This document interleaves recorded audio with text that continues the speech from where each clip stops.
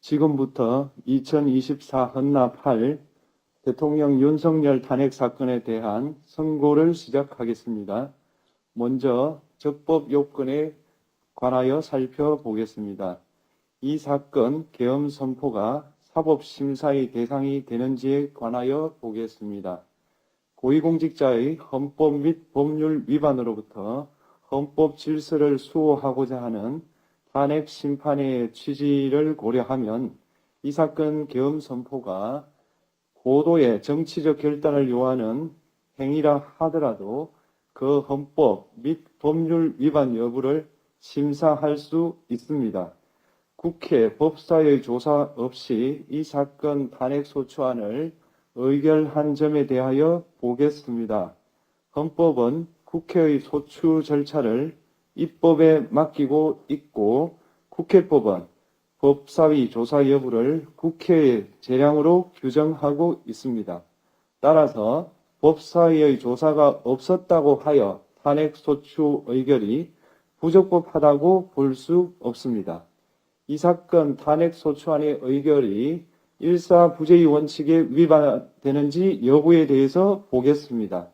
국회법은 부결된 안건을 같은 회기 중에 다시 발의할 수 없도록 규정하고 있습니다.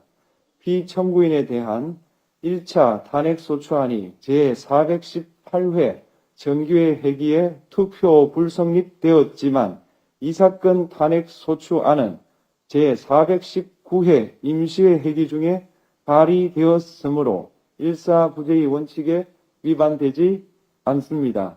한편 이에 대해서는 다른 회기에도 탄핵소추안의 발의 횟수를 제한하는 입법이 필요하다는 재판관 정형식의 보충 의견이 있습니다.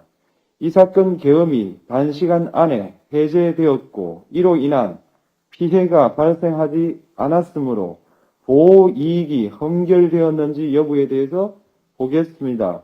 이 사건 계엄이 해제되었다고 하더라도 이 사건 계엄으로 인하여 이 사건 탄핵 사유는 이미 발생하였으므로 심판의 이익이 부정된다고 볼 수 없습니다. 소추 의결서에서 내란죄 등 형법 위반 행위로 구성하였던 것을 탄핵 심판 청구 이후에 헌법 위반 행위로 포섭하여 주장한 점에 대하여 보겠습니다. 기본적 사실관계는 동일하게 유지하면서 적용 법조문을 철회, 변경하는 것은 소추사유의 철회, 변경에 해당하지 않으므로 특별한 절차를 거치지 않더라도 허용됩니다. 피청구인은 소추사유에 뇌란죄 관련 부분이 없었다면 의결 정족수를 충족하지 못하였을 것이라고 주장하지만 이는 가정적 주장에 불과하며 객관적으로 뒷받침할 만한 근거도 없습니다. 대통령의 지위를 탈취하기 위하여 탄핵 소추권을 남용하였다는 주장에 대하여 보겠습니다. 이 사건 탄핵 소추안의 의결 과정이 적법하고 피소추자의 헌법 또는 법률 위반이 일정 수준 이상 소명되었으므로 탄핵 소추권이 남용되었다고 볼 수 없습니다. 그렇다면 이 사건 탄핵 심판 청구는 적법합니다. 한편 증거법칙과 관련하여 탄핵 심판 절차에서 형사소송법상 전문법칙을 완화하여 적용할 수 있다는 재판관 이미선, 김형두의 보충 의견과 탄핵 심판 절차에서 앞으로는 전문법칙을 보다 엄격하게 적용할 필요가 있다는 재판관 김복형, 조한창의 보충 의견이 있습니다. 다음으로 피청구인이 직무집행에 있어 헌법이나 법률을 위반하였는지 피청구인의 법 위반 행위가 피청구인을 파면할 만큼 중대한 것인지에 관하여 살펴보겠습니다. 우선 소추 사유별로 살펴보겠습니다. 1. 이 사건 계엄 선포에 관하여 보겠습니다. 헌법 및 계엄법에 따르면 비상계엄 선포의 실체적 요건 중 하나는 전시, 사변 또는 이에 준하는 국가 비상사태로 저가 교전 상태에 있거나 사회 질서가 극도로 교란되어 행정 및 사법 기능의 수행이 현저히 곤란한 상황이 현실적으로 발생하여야 한다는 것입니다. 피청구인은 야당이 다수 의석을 차지한 국회의 이례적인 탄핵소추 추진, 일방적인 입법권 행사 및 예산삭감 시도 등의 전횡으로 인하여 위와 같은 중대한 위기사항이 발생하였다고 주장합니다. 피청구인의 취임 후 이 사건 계엄 선포 전까지 국회는 행안부 장관, 검사, 방통위위원장, 감사원장 등에 대하여 총 22건의 탄핵소추안을 발의하였습니다. 이는 국회가 탄핵소추 사유의 위헌, 위법성에 대해 숙고하지 않은 채 법 위반의 의혹에만 근거하여 탄핵심판 제도를 정부에 대한 정치적 압박 수단으로 이용하였다는 우려를 낳았습니다. 그러나 이 사건 계엄 선포 당시에는 검사 1인 및 방통위위원장에 대한 탄핵심판 절차만이 진행 중이었습니다. 피청구인이 야당이 일방적으로 통과시켜 문제가 있다고 주장하는 법률안들은 피청구인이 제의를 요구하거나 공포를 보류하여 그 효력이 발생되지 않은 상태였습니다. 2025년도 예산안은 2024년 예산을 집행하고 있었던 이 사건 계엄 선포 당시 상황에 어떠한 영향을 미칠 수 없고 위 예산안에 대하여 국회 예결특위의 의결이 있었을 뿐 본회의의 의결이 있었던 것도 아닙니다. 따라서 국회의 탄핵소추, 입법, 예산안 심의 등의 권한 행사가 이 사건 계엄 선포 당시 중대한 위기 상황을 현실적으로 발생시켰다고 볼 수 없습니다. 국회의 권한 행사가 위법, 부당하더라도 헌법재판소의 탄핵 심판, 피청구인의 법률안 제의 요구 등 평상시 권력 행사 방법으로 대처할 수 있으므로 국가 긴급권의 행사를 정당화할 수 없습니다. 피청구인은 부정선거 의혹을 해소하기 위하여 이 사건 계엄을 선포하였다고도 주장합니다. 그러나 어떠한 의혹이 있다는 것만으로 중대한 위기 상황이 현실적으로 발생하였다고 볼 수는 없습니다. 또한 중앙선관위는 제22대 국회의원 선거 전에 보안 취약점에 대하여 대부분 조치하였다고 발표하였으며 사전, 우편, 투표함, 보관장소, CCTV 영상을 24시간 공개하고 개표 과정에 수검표 제도를 도입하는 등의 대책을 마련하였다는 점에서도 피청구인의 주장은 타당하다고 볼 수 없습니다.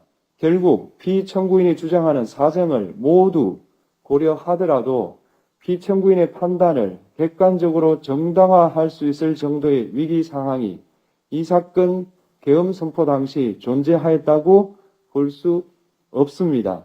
헌법과 계엄법은 비상계엄 선포의 실체적 요건으로 병력으로서 군사상의 필요에 응하거나 공공의 안녕 질서를 유지할 필요와 목적이 있을 것을 요구하고 있습니다. 그런데 피청구인이 주장하는 국회의 권한 행사로 인한 국정마비 상태나 부정선거 의혹은 정치적, 제도적, 사법적 수단을 통하여 해결하여야 할 문제이지 병력을 동원하여 해결할 수 있는 것이 아닙니다. 피청구인은 이 사건 계엄이 야당의 전횡과 국정위기 상황을 국민에게 알리기 위한 경고성 계엄 또는 호소형 계엄이라고 주장하지만 이는 계엄법이 정한 계엄 선포의 목적이 아닙니다. 또한 피청구인은 계엄 선포에 그치지 아니하고 군경을 동원하여 국회의 권한 행사를 방해하는 등의 헌법 및 법률 위반 행위로 나아갔으므로 경고성 또는 호소형 계엄이라는 피청구인의 주장을 받아들일 수 없습니다. 그렇다면 이 사건 계엄 선포는 비상계엄 선포의 실체적 요건을 위반한 것입니다. 다음으로 이 사건 계엄 선포가 절차적 요건을 준수하였는지에 관하여 보겠습니다. 계엄 선포 및 계엄 사령관 임명은 국무회의의 심의를 거쳐야 합니다. 피청구인이 이 사건 계엄을 선포하기 직전에 국무총리 및 구명의 국무위원에게 계엄 선포의 취지를 간략히 설명한 사실은 인정됩니다. 그러나 피청구인은 계엄사령관 등 이 사건 계엄의 구체적인 내용을 설명하지 않았고 다른 구성원들에게 의견을 진술할 기회를 부여하지 않은 점을 고려하면 이 사건 계엄 선포에 관한 심의가 이루어졌다고 보기도 어렵습니다. 그 외에도 피청구인은 국무총리와 관계 국무위원이 비상계엄 선포문에 부서하지 않았음에도 이 사건 계엄을 선포하였고 그 시행 일시, 시행 지역 및 계엄사령관을 공고하지 않았으며 지체 없이 국회에 통고하지도 않았으므로 헌법 및 계엄법이 정한 비상계엄 선포의 절차적 요건을 위반하였습니다. 2. 국회에 대한 군경 투입에 관하여 보겠습니다. 피청구인은 국방부 장관에게 국회에 군대를 투입할 것을 지시하였습니다. 이에 군인들은 헬기 등을 이용하여 국회 경내로 진입하였고 일부는 유리창을 깨고 공간 내부로 들어가기도 하였습니다. 피청구인은 육군 특수전 사령관 등에게 의결 정족수가 채워지지 않은 것 같으니 문을 부수고 들어가서 안에 있는 인원들을 끄집어내라 는 등의 지시를 하였습니다. 또한 피청구인은 경찰청장에게 계엄사령관을 통하여 이 사건 포고령의 내용을 알려주고 직접 6차례 전화를 하기도 하였습니다. 이에 경찰청장은 국회 출입을 전면 차단하도록 하였습니다. 이는 이로 인하여 국회로 모이고 있던 국회의원들 중 일부는 담장을 넘어가야 했거나 아예 들어가지 못하였습니다.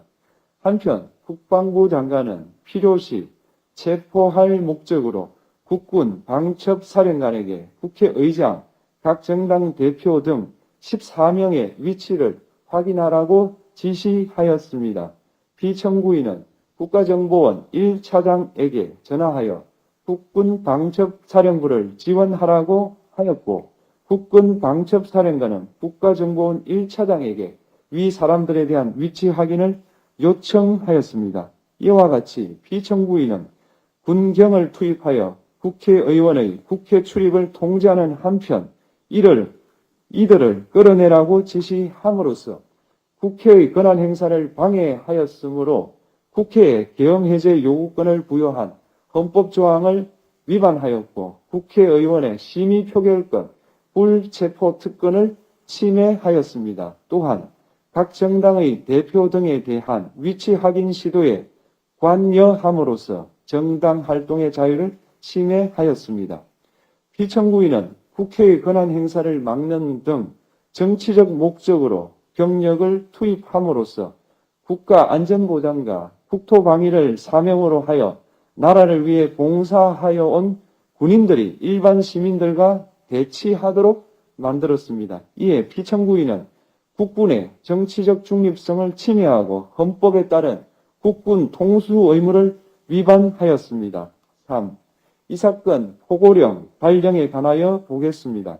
피청구인은 이 사건 포고령을 통하여 국회, 지방의회, 정당의 활동을 금지함으로써 국회에 계엄해제 요구권을 부여한 헌법조항, 정당제도를 규정한 헌법조항, 대의민주주의 권력분리 원칙을 위반하였습니다.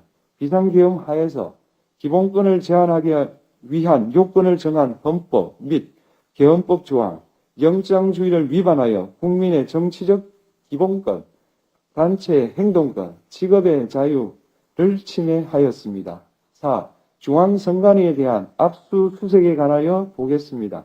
피청구인은 국방부 장관에게 병력을 동원하여 선관위의 전산 시스템을 점검하라고 지시하였습니다. 이에 따라 중앙선관위 청사에 투입된 병력은 출입 통제를 하면서 당직자들의 휴대전화를 압수하고 전산 시스템을 촬영하였습니다. 이는 선관위에 대하여 영장 없이 압수수색을 하도록 하여 영장주의를 위반한 것이자 선관위의 독립성을 침해한 것입니다. 5. 법조인에 대한 위치 확인 시도에 관하여 보겠습니다.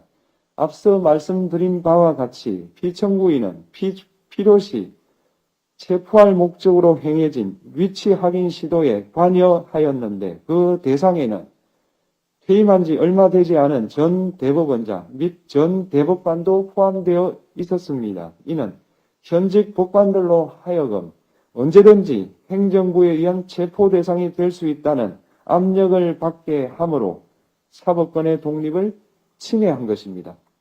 지금까지 살펴본 피청구인의 법 위반 행위가 피청구인을 파면할 만큼 중대한 것인지 관하여 보겠습니다. 피청구인은 국회와의 대립상을 타개할 목적으로 이 사건 계엄을 선포한 후 군경을 투입시켜 국회의 헌법상 권한 행사를 방해함으로써 국민주권주의 및 민주주의를 부정하고 병력을 투입시켜 중앙선관위를 압수수색하도록 하는 등 헌법이 정한 통치구조를 무시하였으며 이 사건 포고령을 발령함으로써 국민의 기본권을 광범위하게 침해하였습니다. 이러한 행위는 법치국가 원리와 민주국가 원리의 기본 원칙들을 위반한 것으로 그 자체로 헌법 질서를 침해하고 민주공화정의 안정성에 심각한 위해를 끼쳤습니다. 한편 국회가 신속하게 비상계엄 해제 요구를 결의할 수 있었던 것은 시민들의 저항과 군경의 소극적인 임무 수행 덕분이었으므로 이는 피청구인의 법 위반에 대한 중대성 판단에 영향을 미치지 않습니다. 대통령의 권한은 어디까지나 헌법에 의하여 부여받은 것입니다. 피청구인은 가장 신중히 행사되어야 할 권한이 국가 긴급권을 헌법에서 정한 한계를 벗어나 행사하여 대통령으로서의 권한 행사에 대한 불신을 초래하였습니다. 피청구인이 취임한 이래 야당이 주도하고 이례적으로 많은 탄핵소추로 인하여 여러 고위공직자의 권한 행사가 탄핵 심판 중 정지되었습니다. 2025년도 예산안에 관하여 헌정사상 최초로 국회 예산결산특별위원회에서 정액 없이 감액에 대해서만 야당 단독으로 의결하였습니다. 피청구인이 수립한 주요 정책들은 야당의 반대로 시행될 수 없었고 야당은 정부가 반대하는 법률안들을 일방적으로 통과시켜 피청구인의 제의 요구와 국회의 법률안 의결이 반복되기도 하였습니다. 그 과정에서 피청구인은 야당의 전횡으로 국정이 마비되고 국익이 현저히 저해되어 가고 있다고 인식하여 이를 어떻게든 타개하여야만 한다는 막중한 책임감을 느끼게 되었을 것으로 보입니다. 피청구인이 국회의 권한 행사가 권력 남용이라거나 국정 마비를 초래하는 행위라고 판단하는 것은 정치적으로 존중되어야 합니다. 그러나 피청구인과 국회 사이에 발생한 대립은 일방의 책임에 속한다고 보기 어렵고 이는 민주주의 원리에 따라 해소되어야 할 정치의 문제입니다. 이에 관한 정치적 견해의 표명이나 공적 의사결정은 헌법상 보장되는 민주주의와 조화될 수 있는 범위에서 이루어져야 합니다. 국회는 소수 의견을 존중하고 정부와의 관계에서 관용 그리고 자제를 전제로 대화와 타협을 통하여 결론을 도출하도록 노력하였어야 합니다. 피청구인 역시 국회의 대표인 국회를 협치의 대상으로 존중하였어야 합니다. 그럼에도 불구하고 피청구인은 국회를 배제의 대상으로 삼았는데 이는 민주정치의 전제를 허무는 것으로 민주주의와 조화된다고 보기 어렵습니다. 피청구인은 국회의 권한 행사가 다수의 횡포라고 판단했다 하더라도 헌법이 예정한 자구책을 통해 견제와 균형이 실현될 수 있도록 하였어야 합니다. 피청구인은 취임한 때로부터 약 2년 후에 치러진 국회의원 선거에서 피청구인이 국정을 주도하도록 국민을 설득할 기회가 있었습니다. 그 결과가 피청구인의 의도에 부합하지 않더라도 야당을 지지한 국민의 의사를 배제하려는 시도를 하여서는 안 되었습니다. 그럼에도 불구하고 피청구인은 헌법과 법률을 위반하여 이 사건 계엄을 선포함으로써 국가 긴급권 남용의 역사를 재현하여 국민을 충격에 빠뜨리고 사회, 경제, 정치, 외교 전반 전 분야의 혼란을 야기하였습니다. 국민 모두의 대통령으로서 자신을 지지하는 국민을 초월하여 사회 공동체를 통합시켜야 할 책무를 위반하였습니다. 국경을 동원하여 국회 등 헌법기관의 권한을 훼손하고 국민의 기본적 인권을 침해함으로써 헌법소의 책무를 저버리고 민주공화국의 주권자인 대한국민의 신임을 중대하게 배반하였습니다. 결국 피청구인의 위법 행위는 국민의 신임을 배반한 것으로 헌법소의 관점에서 용납될 수 없는 중대한 법 위반 행위에 해당합니다. 피청구인의 법 위반 행위가 헌법 질서에 미친 부정적 영향과 파급 효과가 중대하므로 피청구인을 파면함으로써 얻는 헌법소의 이익이 대통령 파면에 따르는 국가적 손실을 압도할 정도로 크다고 인정됩니다. 이에 재판관 전원의 일치된 의견으로 주문을 선고합니다. 탄핵 사건이므로 선고 시각을 확인하겠습니다. 지금 시각은 오전 11시 22분입니다. 주문, 피청구인 대통령 윤석열을 파면한다. 마치겠습니다.